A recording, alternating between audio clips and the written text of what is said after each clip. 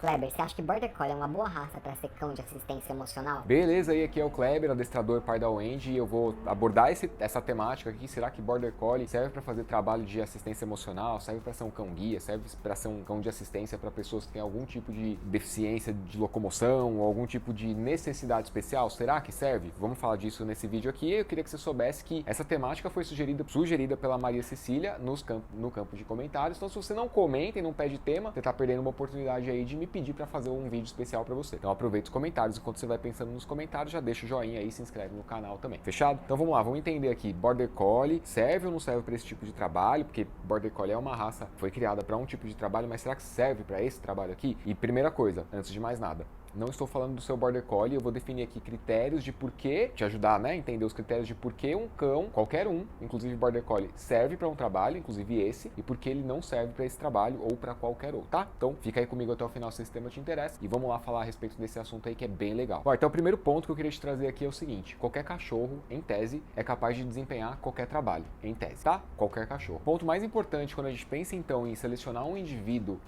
da raça, né, da espécie, para desempenhar um trabalho, é que se a gente pensar uma matemática muito de padaria aí, de que tem pelo menos um cachorro para cada pessoa no mundo, então são 7 bilhões de cachorros, vai ficar muito difícil, sem algum critério de seleção, olhar para um cachorro e falar: Cara, você, vem aqui, bora aí, vamos lá, vamos, você consegue fazer o trabalho, vamos, ei! não dá, né? Vai ficar muito difícil. Então, treinadores que fazem a preparação de cães para qualquer tipo de trabalho junto com tutores ao longo da vida, eles partem de uma premissa de que é mais fácil selecionar determinadas raças, afunilando, né? Afunilou raça, afunilou as raças com criadores específicos e afunila dentro desses criadores específicos as matrizes que têm maior probabilidade de gerar filhotes que serão aptos ao trabalho, tá? Então é um funil. No universo de 7 milhões, você pega ali 7 bilhões, você pega ali os criadores, pega as matrizes, pega a probabilidade dos filhotes, seleciona o filhote e reza, e treina, tá? Treina e reza. Porque no meio do caminho, o cachorro pode estar muito bem treinado, tem uma baita aptidão para o trabalho, só que no meio do caminho o cachorro apresenta algum tipo de doença, tipo displasia de quadril, tipo, sei lá, alguma coisa que prejudica o desempenho dessa função para a qual ele foi selecionado. Então, basicamente, você não vai descobrir isso nos 2 primeiros meses de vida, você vai descobrir isso ao longo da vida do cachorro, enquanto ele está sendo treinado, preparado para isso. Esse é um trabalho que demora, em média, de 1 ano a 2 anos, tá? Então, é nessa fase aí de 1 ano a 2 anos que você vai perceber se vai ou não vai rolar algum tipo de probleminha aí que vai inviabilizar mesmo que o indivíduo seja apto. Então você vê que já dentro do funil ainda assim existem probabilidades de que a coisa não funcione, beleza? E para coisa funcionar, o que precisa acontecer? Para qualquer trabalho que o cachorro vai fazer, e aí eu tô falando de, por exemplo, um Akita que já foi treinado para ser cão de assistência para pessoa com deficiência visual, por exemplo. Então, Akita foi um indivíduo, participou desse funil aí de criador, de matriz e tudo mais? Não, né? Reza a lenda que Akitas são cães de rinha, tá? Reza a lenda, não sei se é verdade, mas também não conheço tantos Akitas assim, e os que eu conheço não são aí de ficar brigando, enfim. Então, em tese, não é nesse nicho que você vai procurar um cachorro para fazer assistência de pessoa com algum tipo de necessidade especial. Faz sentido? Beleza? Tá, e aí o que precisa acontecer então para o cachorro tornar apto a um trabalho? O que precisa acontecer? Primeira coisa, se ele vai interagir com pessoas, ele precisa gostar muito de pessoas. Isso você já percebe e lapida, tá? Você percebe já na seleção de filhote. É um cachorro, tem algumas práticas que você faz com o filhote para perceber se ele é um cachorro que tem o que no adestramento se chama de people oriented, ou seja, é um cachorro que se orienta pelas pessoas, que busca referência no comportamento das pessoas, ou se é um cachorro que é mais independentão. Então a premissa para um cachorro que vai trabalhar com pessoas é que ele seja um cachorro que busca pessoas como referência de vida.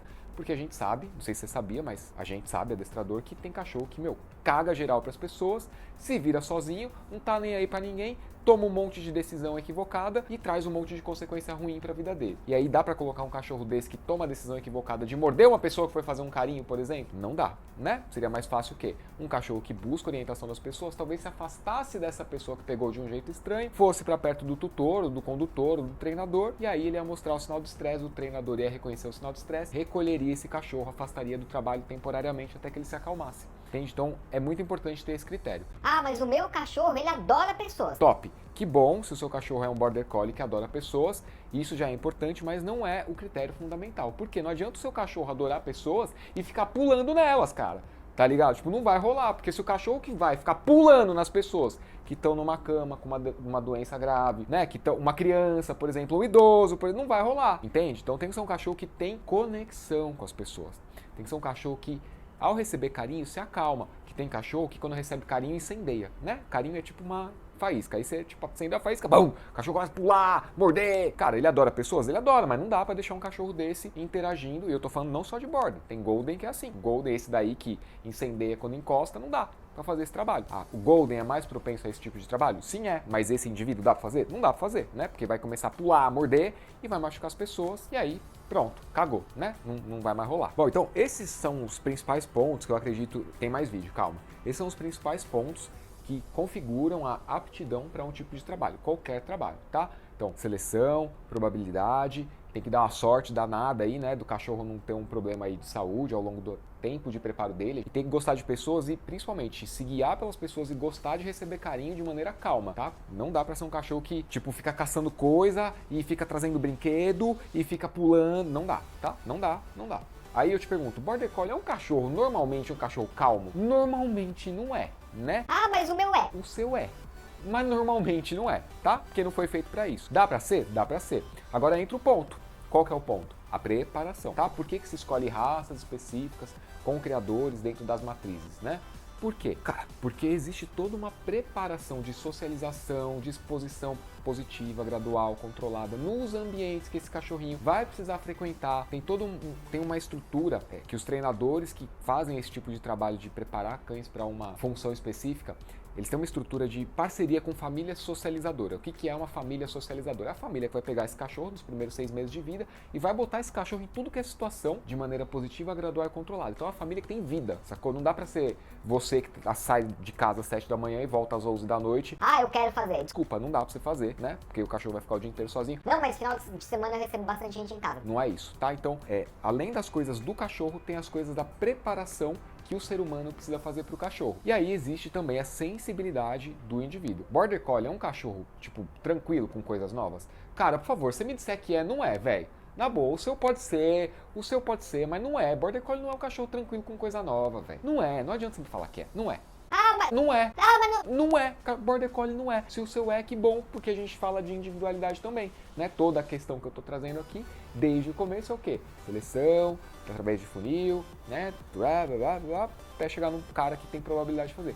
Border Collie pode ser? Pode ser. Tem propensão a encarar de maneira tranquila coisas novas? Não, não tem. Só que, se for um Border que tem muita busca por referência humana, já mostra isso desde os primeiros meses de vida, e não estranha quando alguém toca nele no teste ali de seleção de filhote, a gente sabe, né? Não estranha quando alguém toca, ou se estranha, ele volta rapidamente a equilibrar o emocional dele e busca de novo interação com essa pessoa, então tem grandes chances de ser. Mas via de regra não é, tá? Cara, eu tenho um Border Collie, eu quero muito que ele seja. Que bom, o que você precisa fazer então a partir de agora? Precisa começar a trabalhar a sensibilidade desse cachorro, aumentar a resiliência desse cachorro em relação à capacidade emocional, resiliência, capacidade emocional, né, de voltar para o eixo, de voltar para o centro de equilíbrio dele. Basicamente é isso, tá? Vulgarmente falando. Então, precisa trabalhar a sensibilidade desse cachorro, questão de toque, questão de apresentar coisas novas, questão de frequentar lugares novos, questão de sempre que dá uma cagada na vida desse cachorro, ele buscar a orientação de uma pessoa. Enfim, tem um monte de coisa para ser trabalhada,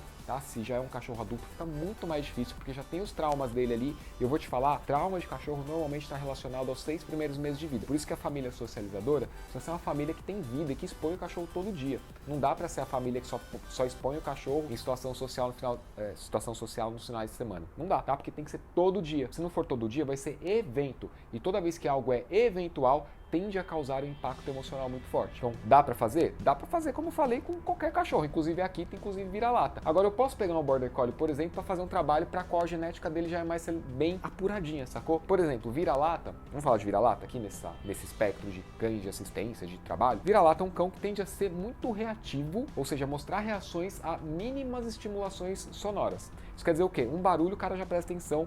Você não tem um resquício de barulho. O cara já tá assim. Pô, dá pra você pegar esse cachorro e treinar pra, por exemplo, ajudar uma pessoa com deficiência auditiva. Toca a campainha, o cara vai, pula na porta e pula na pessoa. Tipo, você ainda aproveita a reatividade do cara, sacou? Aí até a pessoa ir abrir a porta, o cachorro fica pulando de um lado pro outro, igual bola de ping-pong em partida de Olimpíadas com os chineses jogando, sabe? Rapidinho, pá, pá, pá, pá, tá? Dá pra fazer. Aproveita a aptidão natural do cara. Então, pô, vamos pensar então em usar o que o cachorro já faz, né? Não sei se era isso que você queria saber, se você queria ouvir. Era isso que você queria saber, mas talvez não fosse o que você queria ouvir. Vamos pensar então em usar a aptidão natural do cara pra fazer um trabalho, né? Pra que o Border Collie serve? Pra pastoreio, pra catar coisa, pra ficar correndo e negócio da bolinha lá de...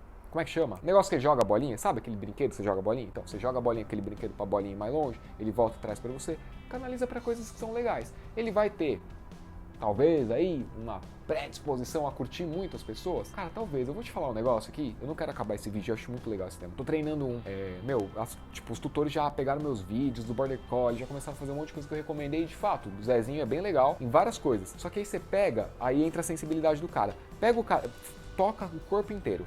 Tá? Toca o corpo inteiro de boa. Só que aí você pega e encosta na coleira. Pronto, aí o cara vira pra te morder. Pô, cara, entendeu? Sacou? Olha a sensibilidade. Não pode encostar no corpo? Por que não pode encostar na coleira? O cachorro não pode vir me pular com as 4 patas? Por que eu não posso pegar na orelha dele? Entende? Então, são coisinhas, é lógico, todo cachorro pode mostrar isso, mas são coisinhas que, puta, não dá pro cara virar e te morder, sacou? Não dá pra ele virar e morder uma pessoa que tá precisando de uma assistência emocional, entende? Então, é isso que eu queria te trazer aqui, dá pra falar muito mais horas sobre isso, dá pra fazer um curso sobre isso, aliás, tem curso sobre esse tema, e se você curtiu, já dá o joinha, se você não curtiu e discorda, comenta, né? Discorda e comenta, pra gente poder bater um papo sobre o assunto. Um abraço, a gente se vê no próximo vídeo e se inscreve aí, não deixa de se inscrever e ativar as notificações. Até mais.